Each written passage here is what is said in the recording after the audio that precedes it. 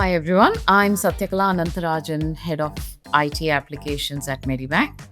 I have been in the tech industry for close to 2 decades, and over the years, I have built the passion for building really strong and purpose driven teams that I enjoy. I was just thinking back, it was not a particular choice as, okay, I want to work in APIs, but we were in an organization where there was a need to try to find an area that needs to flourish and also started to research around. And we are a bunch of colleagues where we started looking into APIs.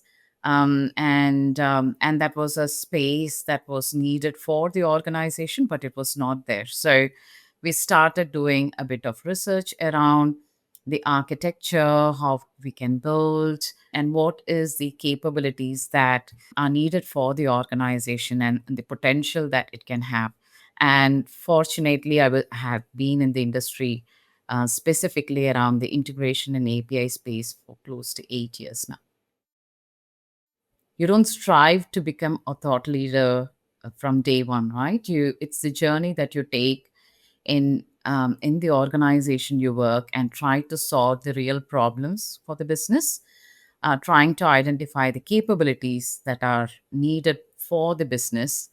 And in the course of time, you bring the team along, you encourage the team along, empower them, um, so we could head in the same direction. So that naturally builds that thought leadership when we all know where we want to head to. On the other hand, again, being part of um, communities outside work also helps, both in both ways, for us to learn and also for us to give back as well. But looking for the right timing, looking for the right opportunities and right avenues for you to flourish is also important. So going deep in and space is really great, but also we should have a view in a wider area as well, what's happening in the organization or in the industry. I should just appreciate my previous manager, Shirin Akbas, where she came in and told, and hey, how about let's do a conference, but let's do it as a group. So that was my first during the COVID times. I think that was a virtual conference, and a bunch of us within the team, we started putting a pack together and talking about it. I think that's the best way to start, in my opinion, because it was virtual, number one. The second one was it was not just you doing the work, but it is also along with the others that gave you the confidence to try it for the first time. Um, the other part I would say is around always we are busy. Making time for it is another hurdle. But it is important that we think this is essential to set aside time and effort to um, create the packs needed and prepare for the presentations. It becomes important, whether it is conference or internal or whatever it is. So we always would have a feeling of maybe this is not the right time, or like I'm too busy, or like maybe the next time.